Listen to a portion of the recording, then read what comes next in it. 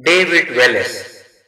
David Wallace लोकप्रिय पत्रिका readers digest के संस्थापक हैं, जिसकी करोड़ों प्रतियां 170 से ज्यादा देशों में बिकती हैं।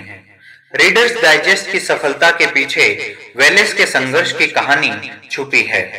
जब वे 1918 में सेना के अस्पताल में भर्ती थे तो उन्होंने बहुत सी पत्रिकाएं पढ़ी।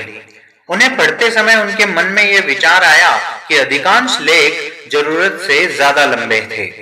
उन्होंने सोचा कि क्यों न इन लेखों को छोटा करके उनका सार प्रकाशित किया जाए, ताकि पाठकों को उन्हें पढ़ने में कम समय लगे।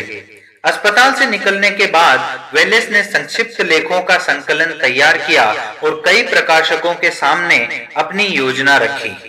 इन अनुभवी प्रकाशकों ने उन्हें दो टूक जवाब दिया कि इस तरह की पत्रिकाएं सफल नहीं हो सकती, परंतु वेलेस को स्वयं पर और अपने विचार पर विश्वास था, इसलिए उन्होंने हार नहीं मानी और खुद ऐसी पत्रिका निकालने का फैसला किया। उन्होंने संभावित पाठकों को सीधे चिट्ठियां लिखकर अपनी योजना बताई। ग्राहकों से सदस्यता शुल्क के रूप में $5000 इकट्ठे हो गए।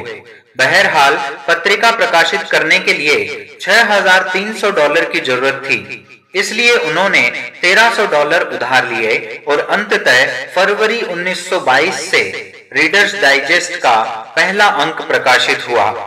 वेलेस दंपति ने अपनी पत्रिका को सफल बनाने के लिए काफी संघर्ष किया। लीला एक कंपनी में नौकरी करने लगी ताकि घर का खर्च चल सके। इसके बाद वे रात में पत्रिका का संपादकीय काम करती थीं।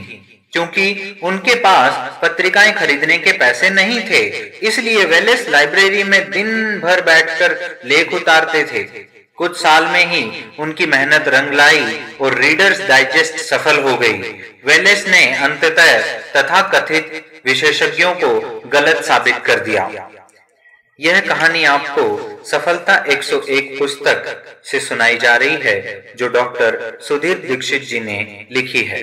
धन्यवाद।